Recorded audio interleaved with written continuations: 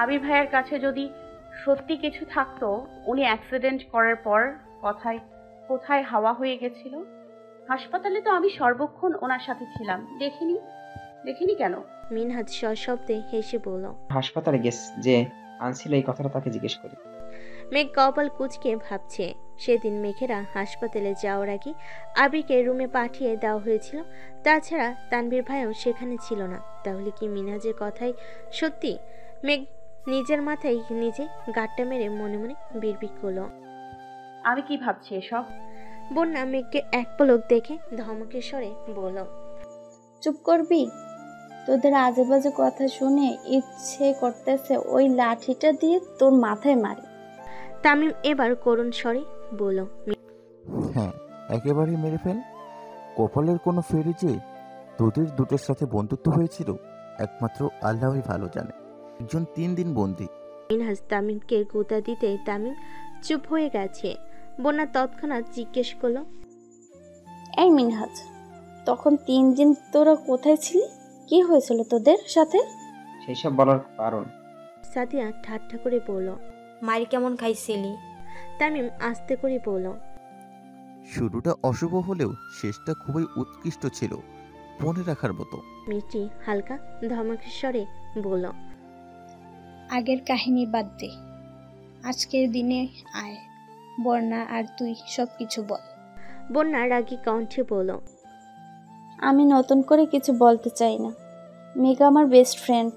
আমি সারা জীবন best friend হিসাবে ওকে support করবো ইনশাল্লাহ। মেঘ রাগান্বিত কণ্ঠে বলল। এমন বহু বেস্ট ফ্রেন্ড দেখেছি যারা শুরুর দিকে একে অপরকে ছাড়া বাঁচে না। প্রয়োজন শেষে কিংবা দুজনের দূরত্ব বেড়ে গেলে যোগাযোগ বন্ধ হয়ে যায়। চোখের আড়াল থেকে ধীরে ধীরে মনের আড়ালও হয়ে যায়। আমি তেমন সম্পর্ক চাই না। আল্লাহ যেহেতু আমাদের এত বছর একসাথে রেখেছেন, আশা করব বাকি জীবনেও রাখবেন। আজ এই মুহূর্তে তোদের সাক্ষী রেখে বন্যাকে আমি আমার ভাবি হিসেবে স্বীকৃতি দিচ্ছি। বন্যা এখন চাইলেও আমার ভাইয়াকে ছাড়া কাউকে ভালোবাসতে পারবে না। বন্যা আমার ভাবি, আজ থেকে আমি বন্যাকে ভাবি ডাকবো, এটাই ফাইনাল। বন্যা গম্ভীর কণ্ঠে বলল। সব বিষয়ে পাগলামি করিস না, এটা সম্ভব না মেঘ। মেঘ শক্ত কণ্ঠে বলল। সম্ভব অসম্ভব আমায় বলতে হবে না। আমি এত কিছু শুনতেও চাই না। তুই আমার ভাবি মানে ভাবি। এ বিষয়ে আমি আর একটা কথাও শুনতে চাই না। বন্যা কপাল গুটিয়ে মেঘকে দেখছে। মেয়েটা একদমই কথাগুলো বলে শেষ করে ঘন ঘন নিঃশ্বাস ছাড়ছে। মেঘ ইদানিং শান্ত স্বরে কথা বলে। কাউকে মানাতে না পারলে তৎক্ষণাৎ আবির মতো শক্ত সাবলীর ভঙ্গিতে নিজের ইচ্ছাকে অন্যের উপর চাপিয়ে দেয়। আজও তাই করছে। মেঘের এমন পাগলামিতে বন্যা বরাবরই অভ্যস্ত। কিছুদিন আগেই আবিরের মুখে ভালোবাসি শুনতে উঠে পড়ে লেগেছিল। সেই ঝামেলা মিটল কিনা আবারও আরেক পাগলামিতে মেতেছে। মেঘকে যে যা বলে, যদিও সেটা ঠিক মনে হয় তাহলে সেটা নিয়েই হইচই শুরু করে। এতদিন যা কিছু নিয়েই হই হুল্লোড় করুক না কেন, আজ মেঘের পাগলামির মূল কেন্দ্রবিন্দু বন্যা। তানভীর প্রতি বন্যার কোনো কালেই তেমন আগ্রহ ছিল না। মেঘকে করা শাসন দেখেই বন্যা ভীত হয়ে থাকতো। তানভীর বাসায় থাকলে কখনো মেঘেদের বাসায় যেতে দিত না। কথা বলা তো দূরের বিষয়, বছরখানেক যাবৎ ফোনে মাঝে মধ্যে কথা হয় তানভীর আর বন্যার। তবে সেখানেও থাকে বিশাল এক সীমাবদ্ধতা। প্রয়োজনের বাহিরে তানভীর দু একটা কথা জিজ্ঞেস করলে বুক কাঁপে বন্যার। বন্যা বরাবরই স্পষ্টভাষী একটা মেয়ে। কোনো কিছু ভালো লাগলে মুখের উপর না বলতে দুবার ভাবে না। কিন্তু মেঘের সাথে সেভাবে কথা বলতে পারে না, কারণ মেঘ খুব অভিমানী। একবার মন খারাপ করে ফেলে এত সহজে ঠিক হবে না। আবিরের কথাই হয়তো মিনহাজদের সাথে কথা বলছে ঠিকই, তবে পূর্বের মতো স্বাভাবিক বন্ধন আর কখনো হবে না। তবে মেঘের আজকের পাগলামি বন্যা স্বাভাবিকভাবে নিতে পারছে না। বন্যা ভুরু কুচকে তাকিয়ে আছে। মেঘকে কিভাবে থামাবে সেসব ভেবেই বুক কাঁপছে বন্যার। অসহনীয় ব্যথা অনুভব হচ্ছে বুকে। মিনা ছুট করে বলে ফেল। আজ থেকে সব মেঘ আর বন্যা দুইজনে আসবি, ভাবি ডাকবি, বুঝলি? মেঘ, বন্যা, সাদিয়ারা সবাই একসঙ্গে শুধালো। কেন? মিনহাজ মুখে হাসি রেখেই বলল। মেঘ আবির ভাইয়ের বউ, তার মানে আমাদের ভাবি আর বন্যা ভাবির ভাইয়ের বউ। বন্যা ধমক দিয়ে বলল। মেঘকে ডাকতে ইচ্ছে হলে ডাক, আমায় কিছু ডাকতে আসবি না। তামিম লম্বা করে শ্বাস টেনে ফোঁস করে ছেড়ে উদাসীন ভঙ্গিতে বলল, থাক ভাই, আমরা কোনো রিস্ক নিতে চাই না। আজ থেকে মেঘও ভাবি, তুইও ভাবি। মেঘ গম্ভীর কণ্ঠে বলল, আবির ভাইয়ের সাথে আমার বিয়ে হয় কিনা সন্দেহ। ভাবি ডেকে আমার কোমল মনে আর আঘাত দিস না। মিনহাজ মুখে হাসি রেখে বলল, আমরা এত কিছু জেনে কি করবো? বাঁচতে হলে ভাবি ডাকবি, ছাড়া উপায় নেই। আর ভাবি প্লিজ আমাকে মাফ করে দিন। আর বন্যা হয় প্লিজ আপনি আমাকে মাফ করে দিন। বন্যার রাগে ফুঁসতে ফুঁসতে বলল, আমাকে একদম ভাবি ডাকবি না। মেঘ পাগলামি করছে, সাথে তোরাও শুরু করছিস। তামিম মৃদু স্বরে বলল, মেঘের ভাবি অথবা অন্য কারো বউ যাই হোস না কেন, ঘুরিয়ে ফিরিয়ে আমাদের ভাবি হবি। তাই তোরা দুজনেই আমাদের ভাবি। মেঘ নিজের হাঁটুর উপর হাত রেখে মেঘি স্বরে বন্যাকে ডাকলো। ভাবি, ওই ভাবি। বন্যা অগ্নি দৃষ্টিতে মেঘের দিকে তাকাতেই মেঘ আতঙ্কে কিছুটা পিছিয়ে ওষ্ঠ উল্টে বিড়বিড় করে বলল, দেখো ভাবি, তুমি আমার সাথে এমন ব্যবহার করতে পারো না। আমি কিন্তু ভাইয়াকে বিচার দিব। আমি না তোমার একমাত্র ননদিনী। একটু সুস্ত্রীর মতো তাকাও, মিষ্টি করে হাসো, তবেই না মনে শান্তি লাগবে। বন্যার মুখটা মলিন হয়ে গেছে, নাক মুখ দেখে বোঝা যাচ্ছে ভেতরে ভেতরে রাগ পুষছে। দাঁতে দাঁত চেপে ধরে মেঘের পাগলামিগুলো সহ্য করছিল, কিন্তু আর পারছে না। বন্যা রাগী স্বরে বলতে শুরু করলো, মেঘ, তোর এই পাগলামির কোনো ভিত্তি নেই। তুই আমার বেস্ট ফ্রেন্ড, তোর সাথে আমার ভালো সম্পর্ক আছে, সেটা ভিন্ন কথা। সেখানে পরিবেশ টানা একদমই উচিত না। তোর ভাই যে রাগে হঠাৎ প্রয়োজন দুইটা কথা বলতেই আমার 10 বার ভাবতে হয়। সেখানে ওনার প্রতি অন্য কিছু আমি কখনো ভাবতে পারি না। আমি তো পাগলামির মানে ঠিকই বুঝতে পেরেছি, কিন্তু তোর এই ইচ্ছে পূরণ করার সাধ্য আমার নেই। মেঘ প্রশ্ন করলো, আমার ভাইয়াকে অপছন্দ করার একটা মাত্র কারণটাই কি রাগ, নাকি অন্য কিছু? অন্য কিছু মানে? কিছু না। বন্যা ঢুক গিলে চুপচাপ বসে আছে। আরও 30 মিনিটের মতো চলল সেই নীরব যুদ্ধ। মিনহাজ, তামিম, মিষ্টি, সাদিয়াও বন্যাকে বোঝানোর চেষ্টা করছে, কিন্তু বন্যা নিজের জায়গাতে অনড়। মেঘ কিছুক্ষণ জোর গলায় চেঁচামেচি করে হঠাৎই শান্ত হয়ে গেছে। প্রায় 15 মিনিট যাবৎ মেঘ নিশ্চুপ হয়ে বসে আছে। বন্যা বেশ কয়েকবার খেয়াল করেছে। মেঘের অভিমান বুঝেও বন্যা কিছু বলল না। মেঘ হঠাৎই ধীর স্বরে বলল, প্লিজ তোরা এবার থাম। সরি বন্যা। বন্যার সাথে সাথেই সবাই ভুরকুচকে মেঘের দিকে তাকালো। মেঘের চোখ মুখ ফ্যাকাশে হয়ে গেছে। বন্যা রাজি হয়নি বলে মেঘের মন এত তাড়াতাড়ি খারাপ হয়ে যাবে এমন মেয়ে মেঘ নয়। মেঘের গাম্ভীর্যতা দেখে বন্যার ভয় হচ্ছে। কোন কথা থেকে কোন মানে বের করে গাল ফুলিয়েছে এটা বোঝা দুষ্কর। বোন এবার আদুরে ভঙ্গিতে বলল, কি হয়েছে বেবি? মেঘ বন্যার দিকে এক পলক তাকালো, তবে দৃষ্টিতে বিন্দুমাত্র উত্তাপ নেই। বন্যা মলিন মুখে আবারও বলল, বেবি, তুমি কি রাগ করেছো? মেঘ চিত্তে ঠোঁট ভিজিয়ে অনুষ্য কণ্ঠে বলল, না, রাগ করিনি। মিনহাজ জিজ্ঞেস করলো, কি হয়েছে ভাবি? মেঘ মিনহাজের দিকে তাকিয়ে মলিন হাসলো। এভাবে বাহিরে কারোর মুখে ভাবে শুনতে মেঘের বেশ ভালো লাগছে।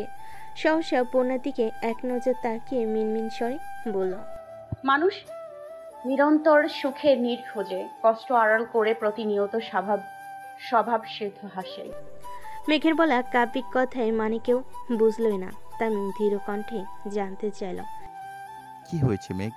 মেঘ কণ্ঠ খাদে নামিয়ে পড়ল, সরি বন্যা, আমার ওই রকম ভাবে জোর করা একদমই উচিত হয়নি। বন্যা তপ্ত স্বরে বলল, কি হয়েছে তোর? প্লিজ বল। মেঘ ঢোক গিলে গলা খাকারি দিয়ে বলতে শুরু করলো, আমার পরিবার যেমন ছোট থেকেই আমার ব্যাপারে খুব সিরিয়াস, তেমনি আমিও আমার পরিবারের ব্যাপারে সিরিয়াস। প্রতিটা মানুষের মতো আমার মনের পরিবারের প্রতি সফট কর্নার আছে, যা হয়তো আজীবন থাকবে। আমার পরিবারের অভ্যন্তরীণ সমস্যার কথা আমি এত সহজে কাউকে বলি না, এমনকি বন্যাকেও না। আমার মন খারাপের সময়টা নিজেকে গুটিয়ে রাখি, তবুও বন্ধুদের ফ্যামিলি প্রবলেম শেয়ার করি না। আবির ভাই ব্যতীত বাসার সবার সাথে আমার খুব ভালো সম্পর্ক, এমনকি যেই তানভীর ভাইয়া আমায় ছোট থেকে কড়া শাসনে রেখে আমাকে বড় করেছে, তাকে আমি খুব ভালোবাসি। শেষ কথাটা বলতে মেঘের দু চোখ বেয়ে দুফোঁটা পানি গাল বেয়ে গড়িয়ে পড়ল। সাদিয়া জিজ্ঞেস করলো, তোর পরিবারে কি সমস্যা, কি হয়েছে? মেঘ চোখের পানি মুছে ভেজা কণ্ঠে আবারও বলতে শুরু করলো। সময় পর্যন্ত ভাইয়ার প্রতি আমার ক্ষোভের অন্ত ছিল না। সবকিছু অসহ্য লাগতো, কিন্তু হঠাৎ সবকিছু কেমন যেন বদলে গেছে। একদিন আমি স্কুল থেকে ফিরে দেখি ভাইয়া ড্রয়িং রুমের ফ্লোরে বসে দুহাতে মাথা চেপে কাঁদছে। আম্মু আর বড় আম্মু ভাইয়াকে বোঝানোর চেষ্টা করছে, অন্যদিকে আব্বু আর বড় আব্বু যা তা বলে চিৎকার করছে। আমার ছোট্ট মস্তিষ্কে তখন কিছুই ঢুকছিল না। ভাইয়া তখন উচ্চ মাধ্যমিক পরীক্ষার্থী ছিল, কিছুদিন পর পরীক্ষা, অথচ ভাইয়ার অবস্থা নাজেহাল হয়ে পড়ছিল। আমি আম্মুকে অনেকবার জিজ্ঞেস করেও সঠিক তথ্য জানতে পারিনি। বড়রা আমার থেকে কিছু একটা লুকাতে প্রতিনিয়ত ব্যস্ত থাকতো। আমিও কৌতূহলী হয়ে জানতে চেষ্টা করলাম। তারপর মোটামুটি যা বুঝেছি, ভাইয়া কলেজে পড়াকালীন এক মেয়ের সাথে পরিচয় হয়েছিল। মূলত মেয়েটা নিজে থেকেই ভাইয়ার সাথে বন্ধুত্ব করেছিল, তাও প্রায় 1 বছর ভাইয়ার পিছু পিছু ঘুরে। 1 বছর পর থেকে ভাইয়া মেয়েটার সাথে টুকিটাকি কথা বলা শুরু করে, যা এক পর্যায়ে সম্পর্কের দিকে এগোয়। ভাইয়ার টেস্ট পরীক্ষার আগে আগে মেয়েটা হঠাৎ ভাইয়াকে প্রপোজ করে বসে। যেহেতু মেয়েটার সাথে ভাইয়ার ভালো সম্পর্ক ছিল, তাই ভাইয়াও রাজি হয়ে গেছিল। পরীক্ষার ব্যস্ততায় প্রায় 1 মাস কেটে যায়। এরপর ভাইয়ার এক ফ্রেন্ড ভাইয়াকে মেয়েটার ব্যাপারে কিছু তথ্য দেয়। ভাইয়া প্রথমে একদমই বিশ্বাস করেনি, কিন্তু পরবর্তীতে খোঁজ নিয়ে জানতে পারি ভাইয়ার বন্ধুর বলা প্রতিটা কথাই সত্যি ছিল। তারপর থেকেই ভাইয়ার অবস্থা খারাপ হয়ে গেছিল। একের পর এক অসুস্থতা লেগেই ছিল। প্রায় 6 মাস ভাইয়া দুনিয়ার কোনো খবর বলতে পারেনি, ইয়ার লস হয়ে গেছে। তারপর ধীরে ধীরে কিছুটা সুস্থ হয়েছে। পড়াশোনায় ইরেগুলার হওয়ার পর থেকে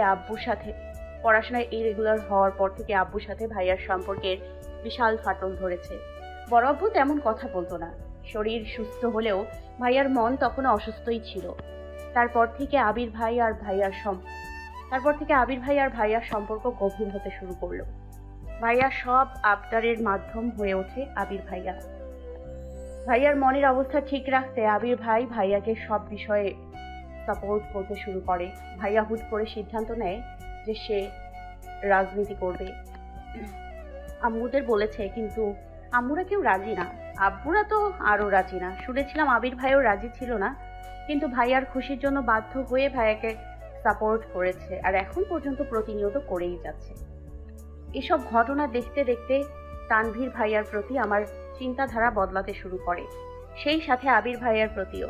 আমার ভাইয়ের যখন মানসিক সাপোর্ট দরকার ছিল, তখন আবির ভাই সেই সাপোর্টটা দিয়েছিল। তাই আমিও ধীরে ধীরে আবির ভাইয়ার প্রতি মনের ভেতর পুষে রাখা আক্রোশ ভুলতে শুরু করি, কিন্তু কখনো আবির ভাইয়ার সাথে কথা বলার চেষ্টা করিনি। বোনা ভুরকুচকে তাকিয়ে আছে। মেয়েটা কি করছিল? আমি বিস্তারিত জানি না, তবে শুনেছি মেয়েটা তার গ্রামের স্কুলে পড়াশোনা করাকালীন স্থায়ী এক ছেলের সাথে সম্পর্কে জড়িয়েছিল, যা মোটামুটি 4-5 বছরের। তারপর এখানে এসে ভর্তি হয়। তখন ভাইয়াকে দেখেছে, মোটামুটি পরিচিত, আর ছেলে এলাকার স্থানীয়। তাছাড়া তখন ভাইয়া দেখতে শুনতে অনেক কিউট ছিল। সব মিলিয়ে ওই মেয়ে ভাইয়াকে পছন্দ করে ফেলে। আগের প্রেমিক এসব জানার পর তাদের মধ্যে কি ঝামেলা হয়। এরপর মেয়েটা জেদ করে ভাইয়ার সাথে সম্পর্কে জড়ায়। ওই ছেলেও কম ছিল না। যখন মেয়ের সাথে পারছিল না, তখন মেয়ের বাড়িতে জানিয়ে দেয়। মেয়েকে নিয়ে ঝামেলা শুরু হয়। সেই ঝামেলায় আমার ভাই ফেসে গেছিল। কথা নাই বার্তা নাই, মেয়ের বাবা একদিন আমাদের বাসায় এসে যা তা বলেছে, যা আব্বু আর বড় আব্বু সহ্য করতে পারেনি। সেই থেকে আমাদের বাসার মূল ঝামেলার শুরু হয়েছিল। মিষ্টি চাপা স্বরে বলল, তোর ভাই তো এখন ঠিক আছে তো? মেঘ দ্রুত হেসে বলল, এখন ভাইয়া একদম ঠিক আছে। জানি না ভাইয়ার মনের কি অবস্থা, কখনো এই বিষয়ে বিস্তারিত জানতে চাইনি আমি। ভাইয়া সুস্থ হওয়ার পর থেকে আম্মুরা বা আমাদের সাথে কখনো খারাপ ব্যবহার করেনি। সেই ঘটনার পর থেকে ভাইয়ার মুখে কোনো মেয়ের নাম ভুলেও শুনিনি, কখনো কারোর সাথে তেমন কথা বলতেও দেখিনি। মেঘ একটু থেমে আবারও বলল, সরি বন্যা, তোর সাথে খুব ভালো সম্পর্কের জন্য আমি তোকে ভাবি হিসেবে চাইছি, আর কিছু না। আমি চাই না আমার পাগলামির জন্য তুই আমার ভাইকে ভুল বুঝিস। ভাইয়া যেহেতু আমার আর তুইও আমার বেস্ট ফ্রেন্ড, তাই আমি কাউকেই কষ্ট দিতে পারবো না। আমি চাই আমার ভাইয়ের জীবনে এমন কেউ আসুক যে আমার ভাইয়ের অতীত জেনে তাকে ভালোবাসবে, মিথ্যা মায়ায় নয়, বরং সত্যিকারের ভালোবাসার বন্ধনে জড়াবে, যেখানে কোনো মিথ্যার দেয়াল থাকবে না, নিজেকে বিশ্বস্ত প্রমাণ করার চেষ্টা থাকবে না। আমার ভাই ছন্ন ছাড়া নির্লিপ্ত কিংবা রাগী সবকিছু জেনে শুনে যে আমার ভাইকে ভালোবাসবে, আমি সারা জীবন তাকে আগলে রাখবো। হঠাৎ পেছন থেকে তানভীর ডাকলো, বনু বাসায় যাবি না? মেঘ চোখ মুছে ঘাড় ঘুরিয়ে স্বাভাবিক কণ্ঠে বলল। আসছি। মেঘ বসে থেকে উঠতে উঠতে শীতল কণ্ঠে বলল, সরি বন্যা, প্লিজ কিছু মনে করিস না। বন্যা কিছু বলার আগেই মেঘ চলে গেছে। বন্যা তাকাতেই তানভীরের চোখে চোখ পড়ল।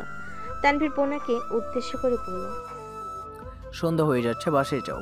বন্যার সঙ্গে সঙ্গে চোখ নামিয়ে নিয়েছে।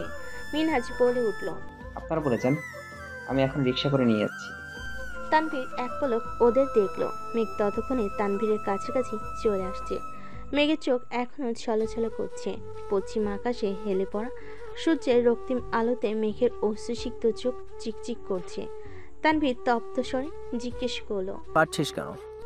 মেঘ অবিলম্বে চোখ মুছে ভেজা কণ্ঠে বলল। চলো যাই। তানভীর আবার প্রশ্ন করলো, এতক্ষণ যাবত এখানেই বসে আছিস, খাসনি কিছু? মেঘের তড়িৎ জবাব, না। মেঘের হঠাৎ মাথায় আসছে আবির ভাই নতুন গাড়ি কিনেছে। মিনাজার যেহেতু তাকে আবির ভাইয়ের বউ ভাবে, তাই ভাবি হিসেবে মেঘের ওদেরকে ট্রিট দেওয়া উচিত। মেঘ থমকে দাঁড়িয়ে উত্তেজিত কণ্ঠে বলল, আমি আগামীকাল তোদের ট্রিট দিব, চলে আসিস। তারপর তানভীরের সাথে চলে গেছে। মেঘের মুখে হাসি আছে, তবে চোখের পাপড়িগুলো এখনো ভেজা। আবির ড্রাইভিং সিটে বসেছিল। মেঘের শুকনো মুখ আর ভেজা চোখ দেখেই কপাল গোটালো। তানভীরের দিকে তাকিয়ে ইশারায় জানতে চাইল, কিন্তু তানভীরও জানে না। আবির শীতল কণ্ঠে প্রশ্ন করলো, কেউ কিছু বলছে?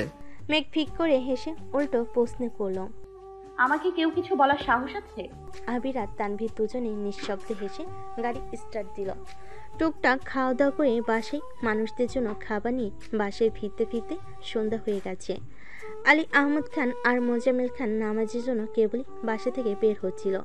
নতুন গাড়ি থেকে আবিরদের নামতে দেখে ওখানেই থমকে দাঁড়ালেন। মেঘ, আবির, তানভীর তিনজনেই গাড়ি থেকে নেমেছে। মোজাম্মেল খান মেঘকে প্রশ্ন করলেন, কোথায় গিয়েছিলে তুমি? বন্ধুদের সাথে দেখা করতে, তারপর ভাইয়ারা নিয়ে আসছে। আলী আহমেদ খান আবিরকে উদ্দেশ্য করে জিজ্ঞেস করলেন, গাড়ি কি তুমি কিনেছ নাকি অন্য কারো? আমি কিনেছি।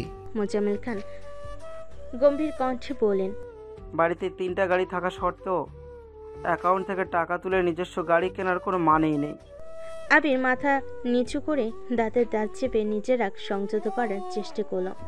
ছোট্ট করে শ্বাস ছেড়ে মাথা তুলে নিরেট কণ্ঠে বলল, চেক করে দেখবেন, অ্যাকাউন্ট থেকে যে টাকাটা তুলেছিলাম সেটা রেখে দিয়েছি, আর আমি আমার টাকা দিয়ে গাড়িটা কিনেছি। আলী আহমেদ খান গম্ভীর কণ্ঠে বলেন, আবির, তোমাকে অ্যাকাউন্টে টাকা রাখতে একবারও বলা হয়নি। তোমার অ্যাকাউন্ট, তুমি যখন খুশি টাকা তুলবে। আমি সেদিন শুধু জানতে চেয়েছিলাম। আবির মৃদু হেসে বলল, সেদিন কারণ জানতে চেয়েছেন, আজ বলেছিলেন আপনাদের জমানো টাকা দিয়ে গাড়ি কিনেছি। দুদিন পর আমি অন্য কিছু করলে দেখা যাবে সেখানেও আপনাদের জমানো টাকার কথাটাই উঠবে। তার থেকে ভালো আপনাদের টাকা জমা রেখে দিলাম। আলী আহমেদ খান ভারী কণ্ঠে শুধালেন, নিজের যোগ্যতা প্রমাণ করছো? আবির মলিন হেসে বলল, হয়তো। মোজাম্মেল খান কিছু বলতে চেয়েও থেমে গেলেন। পাশ কাটিয়ে নামাজের জন্য চলে গেছেন। আবির, তানভীর নিজেদের রুমে চলে গেছে। মেঘ আম্মু, বড় আম্মু, কাকিয়া, মিম আদিকে ডেকে এনে আবিরের গাড়ি দেখাচ্ছে। বিকেলবেলা গাড়িটা দেখে মেঘের সত্যি খুব রাগ হয়েছিল, তবে এখন আর সেই রাগটা নেই। ঈদের দিনের মতো এত সুন্দর একটা দিনও যেখানে আব্বু আর বড় আব্বুর টাকার হিসাব চাইতে পারে, সেখানে আবির ভাইয়ের গাড়ি কিনে নিজেদের অবস্থান প্রমাণ করাটা দোষের কিছু না। আবির জন্য এখন অন্যরকম ভালো লাগা কাজ করছে।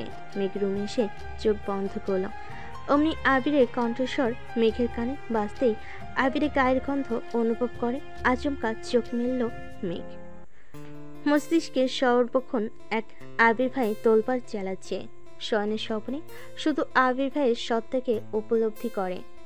পরদিন ভার্সিটিতে যেতেই বন্যার সাথে দেখা। বন্যা মেঘের জন্য বাহিরে অপেক্ষা করছিল। মেঘকে দেখে ঠোঁটে হাসি রেখে বলল, তোর জন্য একটা সারপ্রাইজ আছে। মেঘ স্বাভাবিক কণ্ঠে জিজ্ঞেস করলো, হ্যাঁ, কেন? কি? আগে ক্লাস শেষ করি, পরে বল। আচ্ছা। মেঘ আর বন্যার মেঘ ক্লাসে ঢুকতেই পেছন দিক থেকে মিনহাজ আর তামিমরা চেঁচিয়ে উঠল, হাই ভাবিরা। আশপাশে কয়েকজন জিজ্ঞেস করলো। ভাবিরা আবার কে? তামিম গম্ভীর কণ্ঠে বিড়বিড় করে বলল, রমণী, তোমরা হলে প্রেমিকা আর অন্যরা হলো ভাবি, বুঝেছো? প্রেমিকা হওয়ার বদলে ভাবি হওয়ার ফিলিংসটাই জোস। আশেপাশে ছেলেগুলো হাসতে হাসতে গড়িয়ে পড়ছে। মেঘার পূর্ণা রাগে কটমট করে তাকাতে ছেলেগুলো হাসি থামিয়ে দিয়েছে। ক্লাস করে বের হতেই বন্যা বলল, জানিস আপু সরকারি জব হয়েছে? সত্যি? হ্যাঁ, তোকে রাতে কল দিয়েছিলাম কিন্তু তুই আগে কলই ধরিসনি। মেঘ মৃদু হেসে বলল, না, রাগ করিনি, আসলে আমারই ভুল। বন্যা কপট রাগ দেখিয়ে বলল, হয়েছে, এখন আর মন খারাপ করে বসে থাকতে হবে না। আমি তোকে না বুঝলে আর কে বুঝবো শুনি?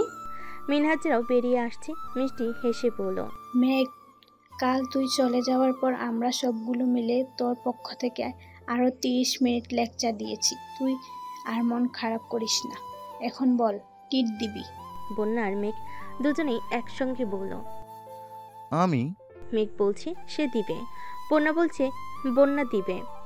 হঠাৎ মিনহাজ আর তামিম বলে উঠল, ভাবিরা আমাদের কিন্তু দুইজনের ট্রিটই খেতে পারবো, তবু আপনাদের নিজেদের মধ্যে মনোমালিন্য করবেন না প্লিজ।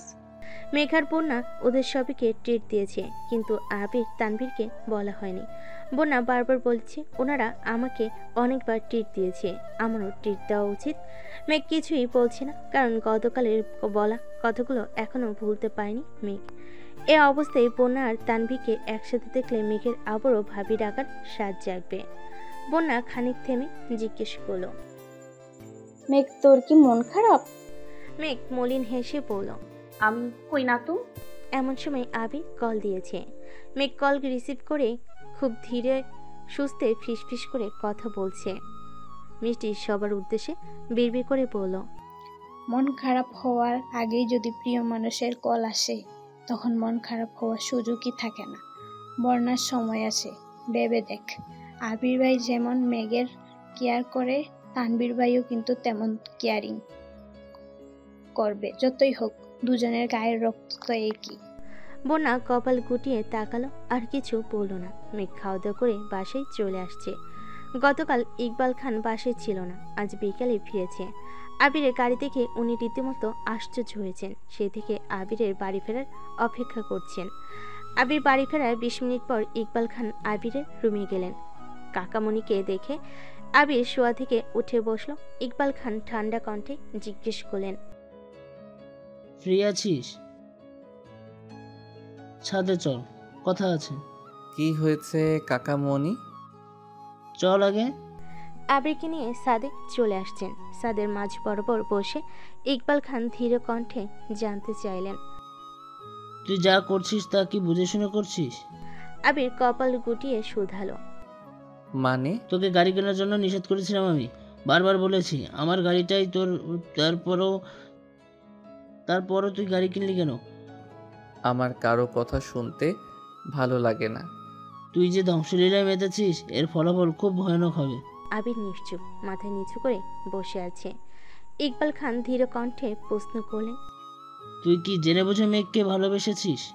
ইকবাল খানের দিকে আশ্চর্য নয়নে তাকিয়ে আছে আবির। কাকামণি মেঘের কথা কিভাবে জানতে পারলো?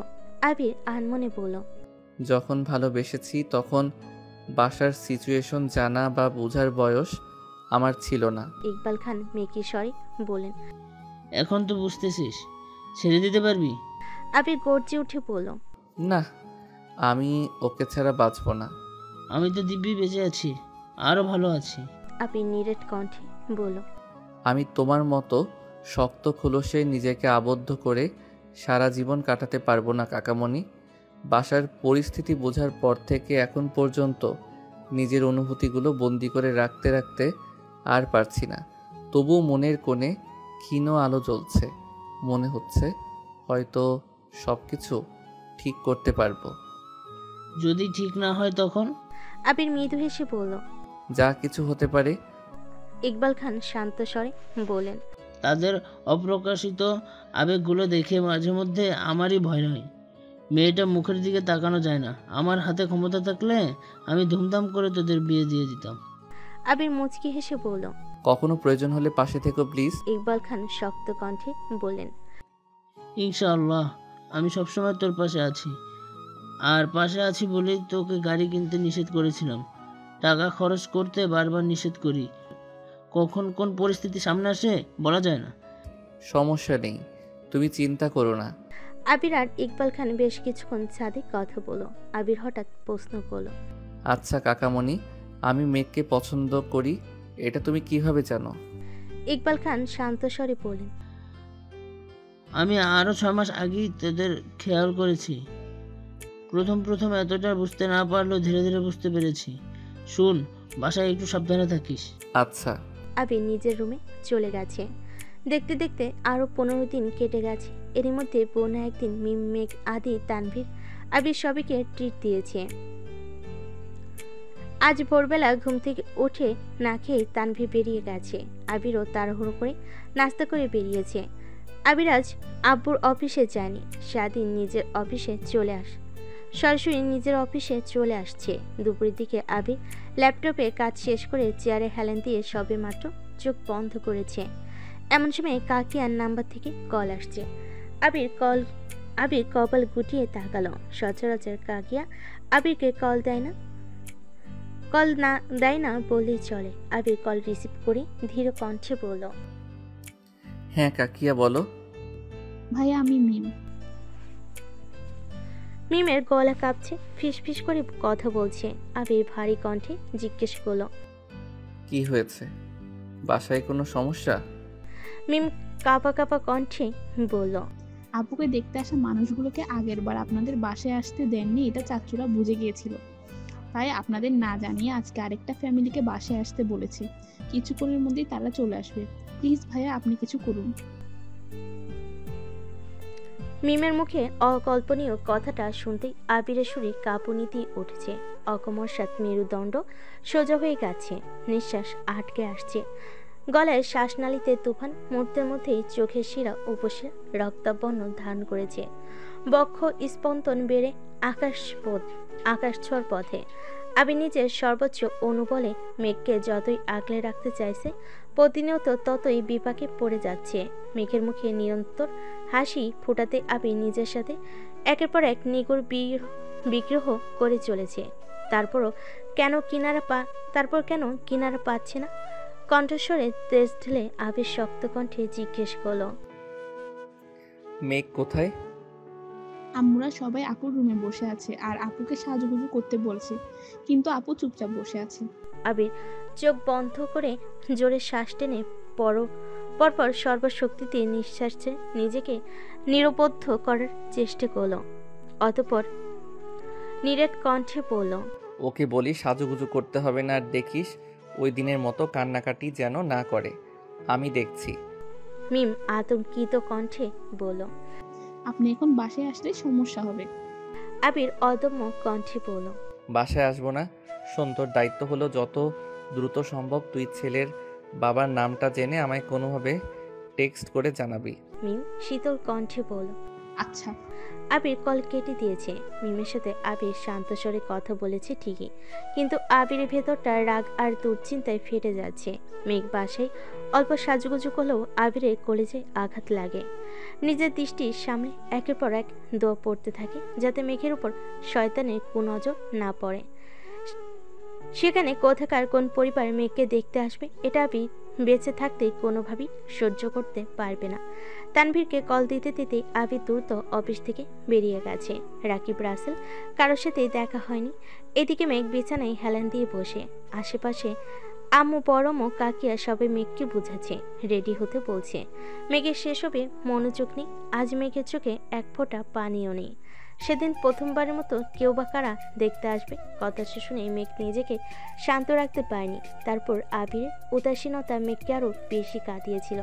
কিন্তু রাতের বেলা আবিরের কথা শুনে মেঘ সবটা বুঝেছিল আর নিজেই নিজেকে বকেও ছিল। তাই আজ মেঘের মনে আতঙ্কের রেশমাত্র নেই। দীপি বিছানায় হেলান দিয়ে বসে আঙ্গুর খাচ্ছে। হালিমা খান চাপা স্বরে বলেন, এই মেঘ আর কতক্ষণ এইভাবে বসে থাকবি? উঠে রেডি হ, ওনারা কখন জানি চলে আসেন, তখন তোর আব্বু রাগারাগি করবে। মেঘ স্তম্ভিত দৃষ্টিতে তাকিয়ে ঠান্ডা কণ্ঠে বলল, আম্মু আমি শান্তি করে খাচ্ছি, এটা কি তোমার সহ্য হচ্ছে না? সহ্য হবে না কেন? তুই রেডি হোসনি শুনে তোর আব্বু যে চিল্লাচিল্লি করবে, তখন আমি কি করব? ওনারা চলে গেলে না হয় আবার খাইস। আকলিমা খান শান্ত স্বরে বলেন, তোমার আব্বু আর বড় আব্বুকে তো চেনই, সময়ের কাজ সময় না হলে মেজাজ গরম হয়ে যায়। এমন সময় মিম রুমে আসছে। নিচে আব্বু চাচুর কথোপকথনে ছেলে আর তার বাবার নাম শুনে আমন নাম্বার থেকে আবিরকে মেসেজ দিয়ে জানিয়েছে, অতঃপর উপরে আসছে। আলী আহমেদ খান বাসে নেই। ইকবাল খানকে আকলিমা খান জানানোর পরপরই তিনি বাসায় চলে আসছেন। মোজাম্মেল খানকে বারবার বোঝানোর চেষ্টা করছেন, অথচ মোজাম্মেল খান কিছুই বুঝতে চাইছে না। আবিরকে কল দিয়ে বলে আবির উল্টাপাল্টা কিছু করে ফেলবে, এ ভয়ে ইকবাল খান নিজেই বোঝানোর চেষ্টা করছেন। মিম মেঘের রুমে ঢুকতেই মেঘ খাওয়া বন্ধ করে চোখ তুলে তাকালো। সহসা মিম চোখের ইশারায় আবিরকে জানানোর কথাটা বুঝিয়ে দিয়েছে। মেঘ দীর্ঘ নিঃশ্বাস ছেড়ে আম্মুদের দিকে এক পলক তাকিয়ে শীতল কণ্ঠে বলল, তোমরা থামো, আগে ওনারা আসুক, তারপর আমি সাজবো। মালিয়া খান শান্ত স্বরে মেঘকে বোঝানোর চেষ্টা করলেন, কিন্তু মেঘের এক কথা, দেখতে আসলে তবে সে সাজবে। এমনকি তাদের দেখানোর জন্য মেঘ সবকিছু রেডি করে রেখেছে। ঘন্টা পেরিয়ে যাচ্ছে, কিন্তু বাসায় মেহমান আসছে না। মালিয়া খান আর আকলিমা খান মেঘের রুমে বসে আছেন, তবে সেদিকে মিম মেঘের কোনো মনোযোগ নেই। মিম মেঘের উপর হেলান দিয়ে শুয়ে তার স্কুলের গল্প করছে, আর মেঘ মিমের মাথায় হাত বুলিয়ে দিচ্ছে আর গল্প শুনছে। মোজাম্মেল খান আর ইকবাল খান অনেকক্ষণ অপেক্ষা করলেন, কিন্তু কেউই আসছে না। প্রথমে ভেবেছিল হয়তো জেমে আটকে আছে, সেজন্য কল দেয়নি, কিন্তু অপেক্ষা করতে করতে এক প্রকার বিরক্ত হয়ে কল দিলেন সেই লোকের নাম্বারে। প্রথমবার কল রিসিভ হলো। মোজাম্মেল খান তপ্ত স্বরে জিজ্ঞেস করলেন। লোকটা কাঁপা কাঁপা গলায় বলল, আপনারা কোথায় আছেন? আমি অফিসে আছি।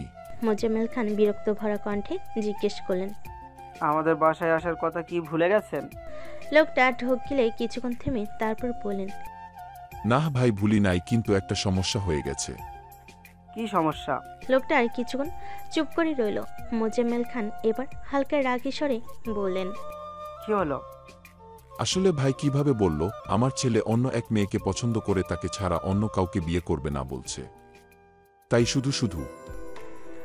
মোজাম্মেল খান রাগে কটমট করে বলেন, আপনার ছেলে অন্য কাউকে পছন্দ করে কি না সে কথা কি আগে জানা উচিত ছিল না? আর সেই দিন আপনার ছেলে তো সামনেই ছিল, আপনারা আগ্রহ না দেখালে আমি তো আপনাদের কখনোই জোর করতাম না। লোকটা ভাঙ্গা ভাঙ্গা কণ্ঠে বললেন, আমাদের মাফ করে দিবেন ভাই, আর পারলে দোয়া করবেন। মোজাম্মেল খান রাগে কল কেটে দিয়েছে। নিজের দায়িত্ব নিয়ে বাসে এত আয়োজন করিয়েছেন, সেখানে তারা আসবে না এটা তিনি মানতে পারছেন না। আগেরবার তানভীরটা কিছু একটা করেছিল ভেবে এবার আবির তানভীরকে কিছু জানায়নি, অথচ এবারও একই সমস্যা। মোজাম্মেল খান মনে মনে ভাবছেন, ছেলের যদি অন্য কোথাও পছন্দ থাকতো তাহলে সেদিনই আমার মেয়ের ব্যাপারে এত আগ্রহ দেখিয়েছিলেন কেন? আমার মেয়েকে দেখার জন্য এত উতলা হয়ে গিয়েছিলেন কেন? ইকবাল খান মিটিমিটি হেসে বললেন, থাক ভাইয়া, মন খারাপ করো না। মোজাম্মেল খান ভেতরে ভেতরে রাগে পড়ছেন, চোখ বন্ধ করে সোফায় হেলান দিয়ে বসে আছেন। ইকবাল খান উপরে গিয়ে মেঘের রুমের দরজায় সামনে দাঁড়িয়ে বলেন, তোমরা যে যার রুমে যাও, ওনারা আসবেন না। মালিয়া খান উদ্বিগ্ন কণ্ঠে শুধালেন, আসবেন না কেন? ছেলের অন্য কাউকে পছন্দ। মেঘ ফিক করে হেসে ফেল। মেঘের দেখা দেখি মিমও হাসছে। মালিয়া খান রাগের স্বরে বললেন, এই মেঘ, হাসছিস কেন?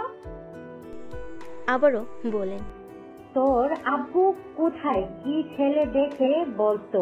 আগের বার কি সব অজুহাত দেখালো, এবার বলে ছেলে অন্য মেয়েকে পছন্দ করে। সকালেও তো শুনলাম ছেলে তোকে দেখার জন্য খুব আগ্রহী, এখন এসবের মানে কি?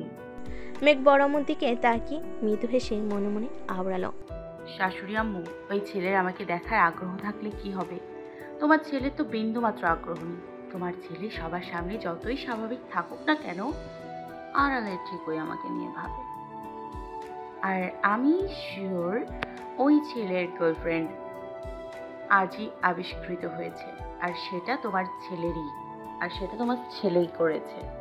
মালিয়া খান শীতল কণ্ঠে বলেন, কিরে, কি ভাবছিস? ওনারা আসেনি বলে মন খারাপ করছিস? মেঘ সশব্দে হেসে বলল, না গো, আমি ভাবছি তোমরা কত কষ্ট করে সারাদিন রান্না করলে এই খাবারগুলো কিভাবে খেয়ে শেষ করবো। মালিয়া খান আর আকলিমা খান ভুরকুচকে তাকিয়ে আছেন। ইকবাল খান নিঃশব্দে হেসে রুম থেকে বেরিয়ে গেছেন। মেঘ মিমকে উদ্দেশ্য করে বলল, আমার ফোনটা দে তো, ভাইয়া আর আবির ভাইকে কল দিয়ে আসতে বল। মিম ড্রেসিং টেবিলের সামনে থেকে ফোন এনে মেঘকে দিল। মেঘ তানভীর আর আবির দুজনকে কল দিয়েছে, তবে ছেলের ব্যাপারে কিছুই বলেনি, শুধু খাবার খেতে দাওয়াত দিয়েছে। মেঘের ফাজলামো দেখে মালিহা খান আর আকলিমা খান দুজনেই চুপচাপ বেরিয়ে গেছেন। ওনারা যেতেই মেঘ আর মিম নিজেদের মধ্যে ফিসফিস শুরু করে দিয়েছে। সন্ধ্যার আগে আগে আবির বাসে আসছে। পরনে ছাই রঙের শার্টের হাতা কুনি অবধি ফোল্ড করা, বুকের উপরে বোতামটা খোলা, চুলগুলো অগোছালো, শ্যামবর্ণের চেহারা ঘামে চিকচিক করছে। এক হাত পকেটে, ওনার চাপে রেখে বাসার ভেতরে ঢুকছে।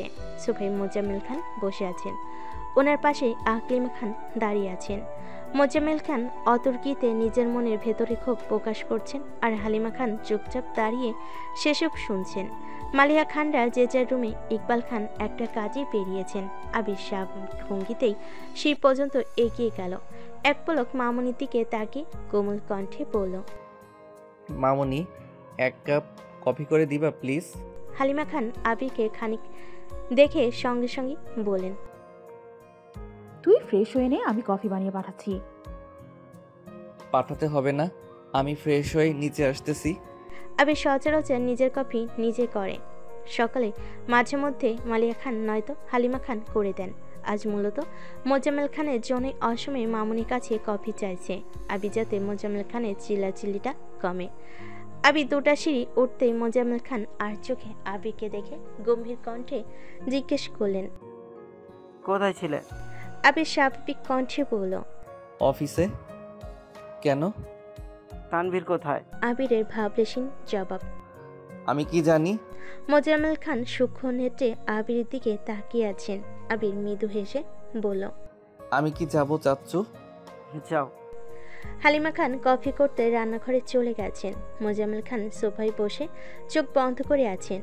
আবিরের কথাবার্তা খুব স্বাভাবিক, সন্দেহজনক কিছুই চোখে পড়েনি। তানভীর জানলে এতক্ষণে সে অবশ্যই রিয়াক্ট করত, অথচ তানভীরও এখন পর্যন্ত শান্ত। সারাদিন বাসায় ফেরেনি, বাসায় কারোর সাথে ফোনে কথা বলতেও তিনি দেখেননি, তার মানে তানভীরও কিছু জানে না। মোজাম্মেল খান দীর্ঘ নিঃশ্বাস ছেড়ে মনে মনে বললেন, তানভীর, আবির কিছু না জানলে এমনটা হলো কিভাবে? তাহলে কি সত্যি ওই ছেলের অন্য জায়গায় পছন্দ আছে? আবির কিছুক্ষণের মধ্যেই ফ্রেশ হয়ে শার্ট পাল্টিয়ে টি শার্ট আর ট্রাউজার পরে নিচে আসছে। মোজাম্মেল খান তখনও সোফায় বসা, তাই আবির সোফায় না বসে সরাসরি রান্নাঘরে চলে গেছে। কফির কাপ নিতে নিতে ধীর কণ্ঠে জিজ্ঞেস করল, কিছু হয়েছে নাকি? হালিমা খান তপ্ত স্বরে বললেন, না, তেমন কিছু না। মোজাম্মেল খানের কড়া নিষেধ আবির কিংবা তানভীরের সামনে মেঘের বিয়ের সম্পর্কিত কোনো আলোচনা যেন না হয়। আবির সবটাই জানে, তবুও নিজেকে স্বাভাবিক রাখার চেষ্টা করছে। আবির মোজাম্মেল খানকে খানিকক্ষণ পর করে শক্ত কণ্ঠে বলেন, চাচ্চুকে অতিরিক্ত টেনশন করতে বারণ করো। মেয়ের বিয়েই হলো না, এখনই চুল পাকিয়ে ফেলতেছেন, লোকে কি বলবে? আবিরের দুষ্টামি বুঝতে পেরে হালিমা খান মৃদু হেসে বললেন, আমাকে বলছিস কেন? তুই গিয়ে বল। আবির হাতে কফির কাপ নিয়ে এগিয়ে যেতে যেতে ডাকলো, চাচ্চু। মোজাম্মেল খান আবির দিকে সরাসরি তাকিয়ে আস্তে করে বলেন, বলো। আবির ঠোঁট বেঁকিয়ে হেসে বলল, মামুনি বলতেছে আপনার চুল নাকি পেকে যাচ্ছে, আপনাকে এখন আর আগের মতো ভালো লাগে না। মোজাম্মেল খান অনুচ্চ হেসে বললেন, তাই নাকি? এর মধ্যে হালিমা খান রান্নাঘর থেকে তেড়ে এসে আবিরের হাতে আস্তে করে থাপ্পড় দিয়ে বলেন, এই ফাজিল, আমি কখনই কথা বললাম? আবির অনিশ্চয়তার স্বরে জবাব দিল, তুমি মনে মনে ভাবছিলে, ওইটাই চাচ্চুকে জানালাম। হালিমা খান রাগি রাগি মুখ করে আবিরের দিকে তাকিয়ে আছেন। মোজাম্মেল খান আবির আর হালিমা খান দুজনকেই কিছুক্ষণ দেখে গুরুভার কণ্ঠে বলল, তাহলে আমার এখন কি করতে হবে? আবির ঢোক গিলে উষ্ণ স্বরে বলল, সবসময় হাসি খুশি থাকবেন, সবার সাথে স্বাভাবিকভাবে কথা বলবেন, নিজেকে সময় দিবেন, সাথে মামুনিকেও।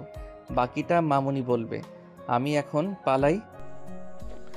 আবির কথাটা বলেই আবির টেবিলের উপর কাপ রেখে সিঁড়ির দিকে ছুটছে। মোজাম্মেল খান ঠোঁটে অস্পর্শ হাসি রেখে হালিমা খানের দিকে তাকালেন।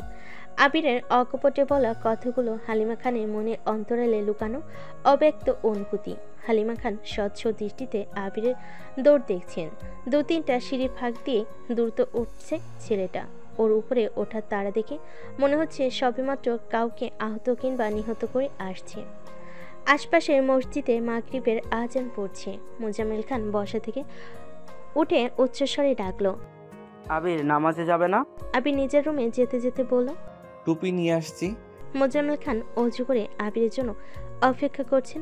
আবিরও অজু করে মাথায় টুপি দিতে দিতে নিচে আসছে।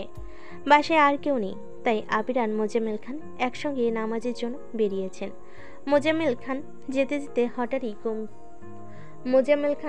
যেতে হঠাৎই গম্ভীর কণ্ঠে জিজ্ঞেস করলেন, তানভীর কি নামাজ পড়ে? ফজরে না হয় উঠতে পারে না, বাকি ওয়াক্ত কি পড়ে? আবির নিরুদ্বেগ কণ্ঠে বলল, আমি সবসময় নামাজের কথা বলি, কিন্তু বাহিরে ঠিক মতো নামাজ পড়ে কিনা জানি না। মোজাম্মেল খান ভারী কণ্ঠে বললেন, তুমি একটু বুঝিয়ে বলো। মোজাম্মেল খানের ভারী কণ্ঠে বলা কথাতে আবির কপাল কুঁচকে গেল। মোজাম্মেল খানের মস্তিষ্কে যখন যা আসে তাই। এতক্ষণ মেঘের ব্যাপারে ভাবছিল, এখন সেই ভাবনে এসেছে তানভীর। তাও আবার তানভীরের নামাজ নিয়ে দুশ্চিন্তা করছেন। আবির মনে মনে আওড়ালো, তানভীরকে নামাজে নিয়মিত করার ঔষধ আমার জানা আছে, খুব শীঘ্রই ওষুধ দিতে হবে। মোজাম্মেল খানের দিকে তাকিয়ে মৃদু হেসে আবির বলল, আপনি চিন্তা করবেন না, ফজর থেকে তানভীরও আমাদের সাথেই নামাজে যাবে।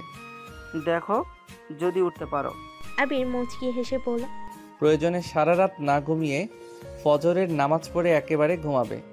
মোজাম্মেল খান আবিরের কথা শুনে ক্ষীণ হাসলেন। নামাজ শেষে অফিসে কিছু বিষয় নিয়ে কথা বলতে বলতে বাসায় আসছেন দুজনে। ততক্ষণে মেঘরা সবাই নামাজ শেষ করে নিচে চলে আসছে। তানভীরও বাসায় ফিরছে। চার ভাই বোন মিলে সিরিয়াস কোনো আলোচনায় ব্যস্ত, তবে সেই আলোচনার কেন্দ্রবিন্দু হলো খাবার। আবির আর মোজাম্মেল খানকে একসঙ্গে বাসায় ঢুকতে দেখে তানভীর ভুরু কুঁচকাল। সচরাচর সবাই একসঙ্গে নামাজে গেলেও আলী আহমেদ খান আর মোজাম্মেল খান সামনে গল্প করতে করতে চলে যান। পেছনে আবির, তানভীর আর ইকবাল খান টুকিটাকি কথা বলে। তানভীর না থাকলে আবির আর ইকবাল খান একসঙ্গে যান। এই প্রথমবার বাসে কেউ না থাকাতে আবির আর তানভীরের আব্বু একসঙ্গে বাসে আসছে, তবুও এমন একটা দিনে। আবিরা আসতেই মেঘ ঘাড় ঘুরিয়ে আবিরকে দেখে নিল। আবিরের মাথায় টুপি, সাবলীল ভঙ্গিতে আব্বুর সাথে কথা বলছে, তা দেখে মেঘের হৃদয় ধুকপুকানি তীব্র হতে শুরু করেছে। মালিয়া খান খেতে ডাকছেন, তাই আলী আহমেদ খান আর ইকবাল খান ব্যতীত বাকি সবাই গিয়ে খেতে বসেছে।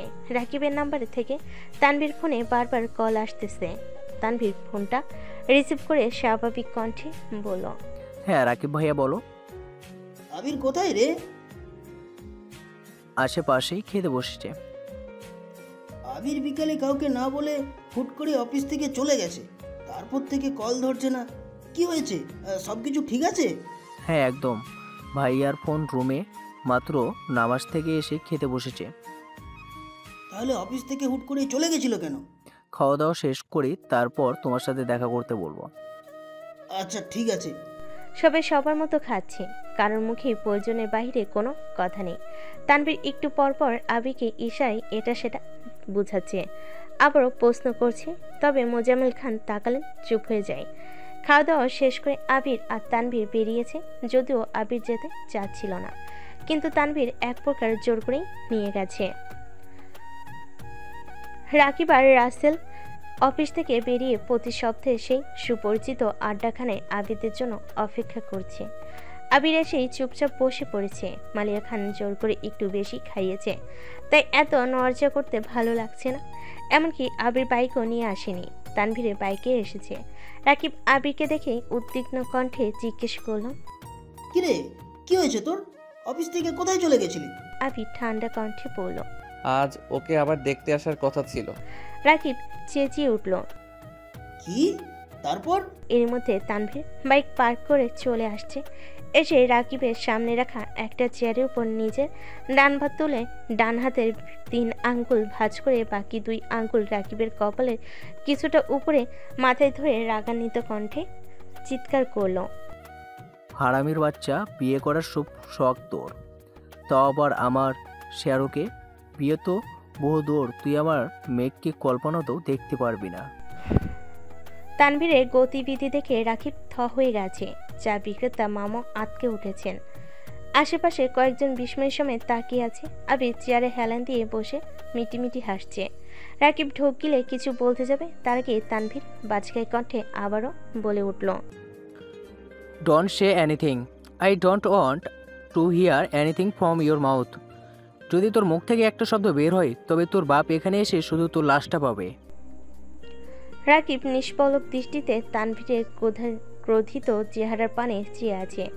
তানভীরের চোখে মুখে হাসি উপচে পড়ছে, তবুও নিজেকে শক্ত রাখার চেষ্টা করছে। রাসেল অবাক চোখে সবই দেখেছে। অকস্মাৎ সাথে রাকিব হাসতে শুরু করলো। তানভীর তখনও রাগী লোক নিয়ে চেয়ে রয়েছে। আবির গুরুভার কণ্ঠে বলল, তোর নাটক দেখানোর জন্যই জোর করে আমায় নিয়ে আসছিস, তাই না? রাকিব হাসতে হাসতে বলল, চিন্তা করিস না, সেরা অভিনেতার পুরস্কার এবার তুইই পাবি।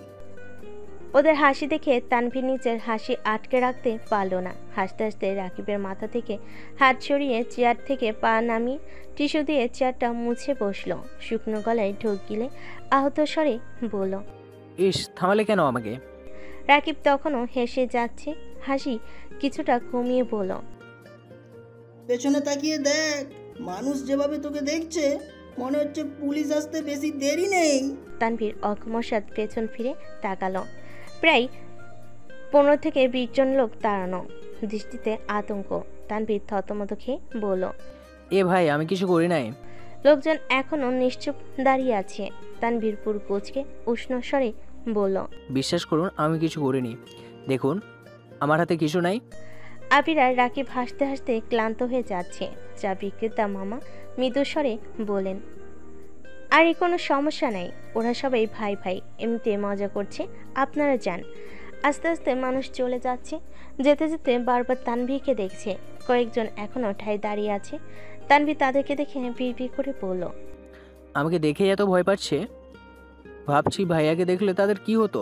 রাসেল চোখ মুখ কুচকে জিজ্ঞেস করলো, আবির কি আজ নিজের রূপ দেখাইয়া ফেলছে? মিনহাজের ঘটনায় আমি কত কষ্টে আবিরকে আটকাইছিলাম, তারপরও পারলাম না, সে তো গিয়ে অ্যাক্সিডেন্ট করলো। রাকিব শান্ত স্বরে জিজ্ঞেস করলো, আবির আবির কি এইভাবে হুমকি দিয়েছিল তানভীর? তানভীর মেকি স্বরে বলল, ধর, এটা তো শুধু ট্রেলার ছিল। রাকিব আর রাসেল বিস্ময়কর দৃষ্টিতে আবিরের দিকে তাকিয়ে আছে। আবির স্বাভাবিক কণ্ঠে বলল, আমাকে এভাবে দেখার কি আছে? দেখছি তুই ঠিকঠাক আছিস কিনা। আমার আবার কি হবে? না কিছু না, তা এভাবে আর কতদিন? জানি না। রাকিব ঠাট্টার কণ্ঠে বলল, তোদের জন্য প্রতিনিয়ত আমার সংসারেই ঝগড়া হয়। আবির ভোর কুচকে বলল, আমরা কি করলাম? তুই কি করিস নাই, মেঘকে তুই ইচ্ছে করে কষ্ট দিচ্ছিস। মেঘের ভালোবাসা বুঝতেছিস না? সেদিন তো রিয়া রাগে বলতেছে মেঘকে তার কোন কাজিনের বউ করে নিয়ে যাবে। আবির অগ্নি দৃষ্টিতে তাকে গম্ভীর কণ্ঠে বলল, রাকিব, তোর বউকে সামলে রাখিস। উল্টাপাল্টা কথা বললে তোর বউকে মেরে তোকে বিপত্নিক করে ফেলবো। রাকিব মৃদু স্বরে বলল, এমন করিস না ভাই, আমার একটাই বউ। তানভীর সশব্দে হেসে বলল, তোমাদের তো একটা হলেও আসে, অন্তত বলতে পারো সে আমার। এদিকে আমার যে একটাও নেই। আবির গম্ভীর কণ্ঠে বলল, থাকবে কিভাবে? নির্বোধের মতো কোথাকার কোন মেয়ের প্রস্তাবে রাজি হওয়ার সময় মনে ছিল না? খোঁজ খবর না নিয়ে ধুম করে প্রেমে পড়ে গেছে। আসছে আমার প্রেমিক পুরুষ। তানভীর মন খারাপ করে বলল, তখন না হয় আমি নির্বোধ ছিলাম, এখন তো বোধ হয়েছে আমার, আর ঠিকঠাক কাউকে পছন্দও করেছে, তাহলে তাকে কেন পাচ্ছি না? আবির শক্ত কণ্ঠে বলল, নামাজ পড়িস কয় ওয়াক্ত? আল্লাহর কাছে কতবার তাকে চাস? মাঝে মাঝে চাই। তাহলে আর কি, মাঝে মাঝে আসবে। তানভীর কপাল গুটিয়ে ফোঁস করে শ্বাস চালো। আবির ভারী কণ্ঠে বলল, দেখ তানভীর, তুই ফজর থেকে আমার সাথে নামাজে যাবি। কাল থেকে যদি এক ওয়াক্ত নামাজ মিস করিস তাহলে তোর না হওয়া প্রেমিকার কাছে তোর নামে অপপ্রচার করব। তানভীর নিরেট কণ্ঠে বলল, কি? আবির খানিক হেসে বলল, তাছাড়া আমি আমার শ্বশুর আব্বাকে কথা দিয়েছি, সেই কথা তো আমার রাখতেই হবে।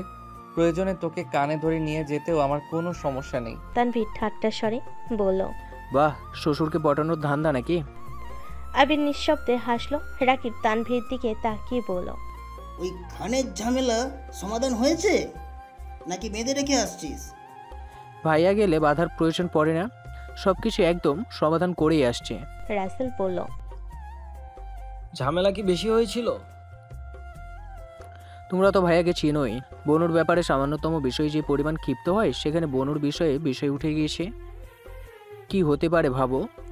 সিচুয়েশন এতই খারাপ হয়ে গিয়েছিল যে এত এসপার নয় ওসপার হয়েছে। তো তখন ছেলেটার বাবা আসছে, ওই অবস্থায় ছেলেকে বাঁচাতে ডিরেক্ট ভাইয়ার পায়ে ধরে ফেলতেছে, তারপর তাড়াতাড়ি সরিয়ে সব কিছু মোটামুটি নর্মাল করেছে। এমন সময় আব্বু কল দিয়েছে, তখন আর কি ভাইয়া যা যা শিখিয়ে দিয়েছে উনিও তাই তাই বলেছে এসবই। রাকিব তপ্ত স্বরে বলল, আরে আমাকে একটা কল দিতে পারতি। আমি নিজেও জানতাম না, ভাইয়া আমায় ঠিকানা দিয়ে শুধু আসতে বলেছে।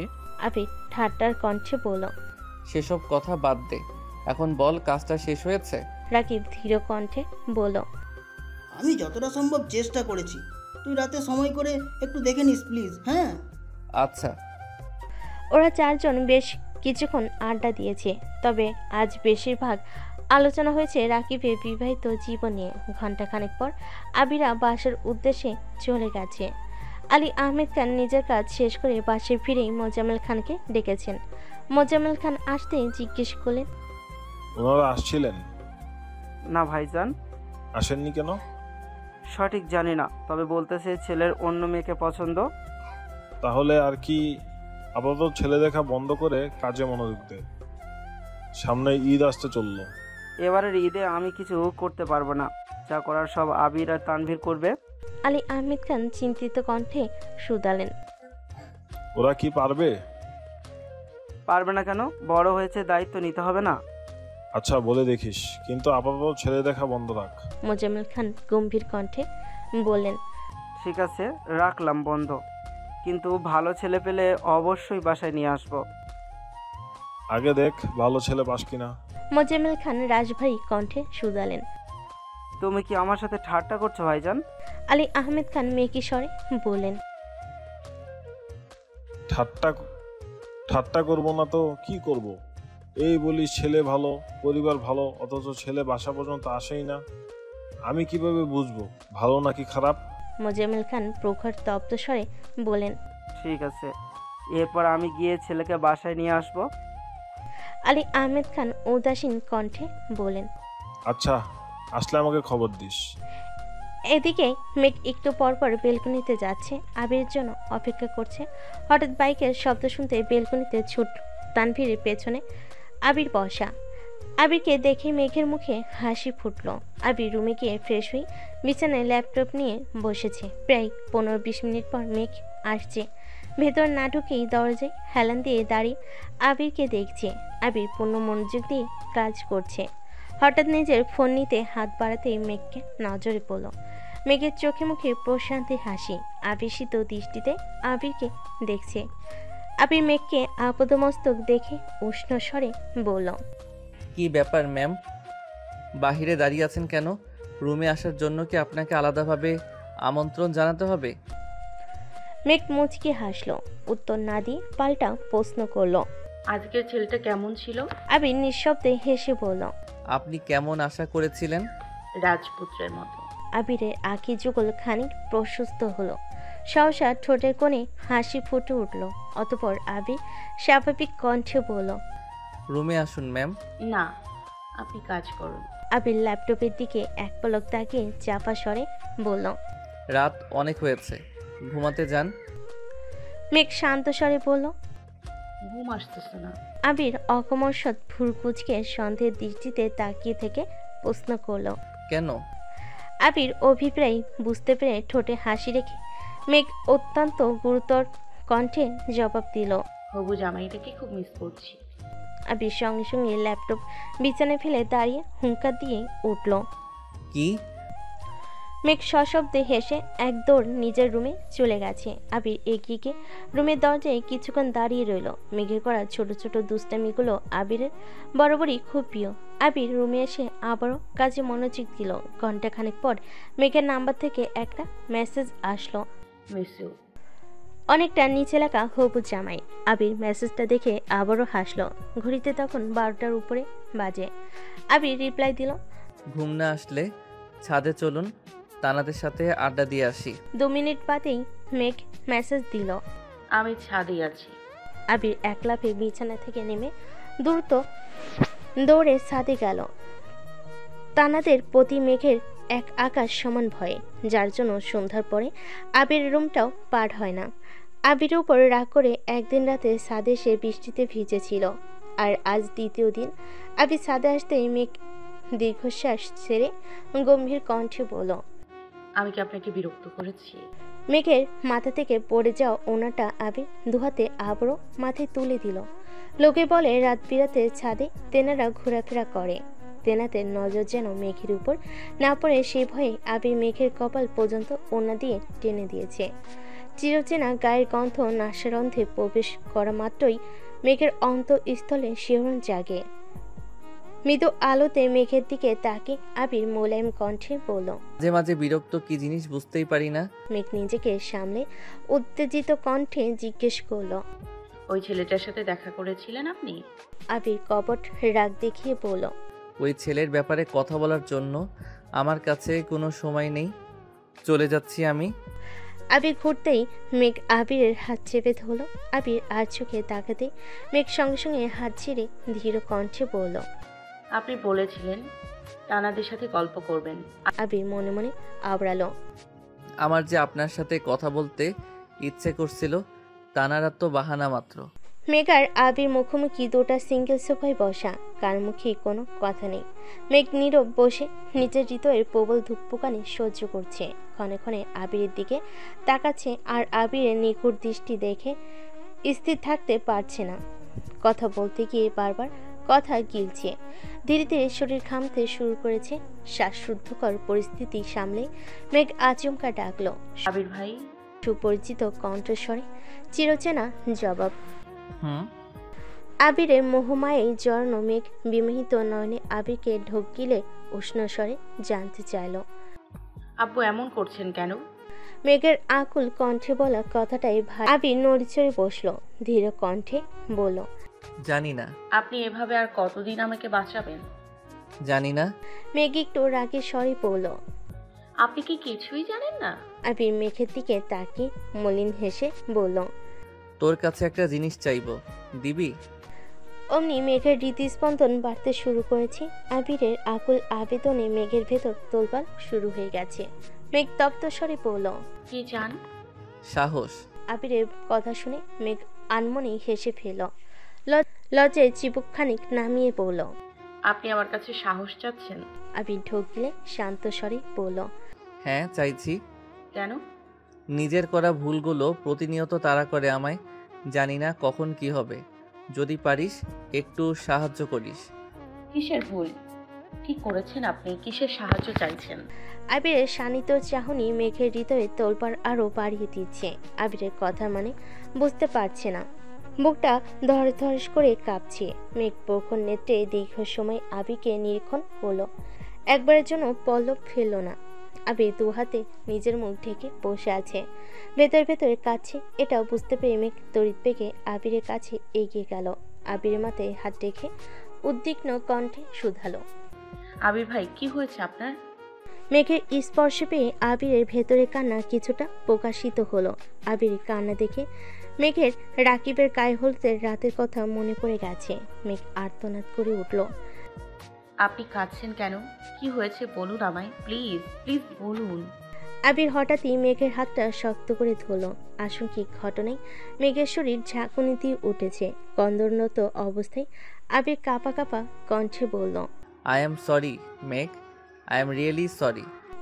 আবিরের কন্দিত কণ্ঠে বলা কথাটা মেঘের কর্ণকুঠে প্রবেশ মাত্রই মেঘ কিং কর্তব্য বিমূঢ় হয়ে গেছে। মেঘের বুক ধরপড় করছে। গাত্র জুড়ে রক্ত সঞ্চালন তীব্র থেকে তীব্র হতে শুরু করেছে। বুকের বাম প্রকোষ্ঠ আবদ্ধ হৃৎপিণ্ডে বেধড়ক নাভিশ্বাস অনুভূত হচ্ছে। আবিরের আর্তনাদে সম্পূর্ণ তছনছ হয়ে গেল। ভীতিকর অযাচাচিত পরিস্থিতি সামলানোর অনুমাত্র সামর্থ্য মেঘে নেই। মেঘ ক্ষুদ্র আলোতে আশ্চর্য নয়নে চেয়ে আছে আবিরের পরিশ্রান্ত দৃষ্টতায়।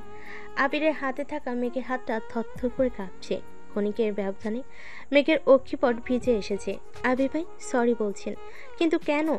চোখের সামনে ঘটা সবকিছু অবিশ্বাস্য মনে হচ্ছে। কাঙ্ক্ষিত ব্যক্তির মুখে অনাকাঙ্ক্ষিত শব্দ অবসহন করতে মেঘের নিজের সাথে নিজেকে প্রভূত বিগ্রহ করতে হয়েছে। মনের আস্তিনের টালমাটাল হাল সামনে মেঘ ভর্ত গলায় জানতে চাইল।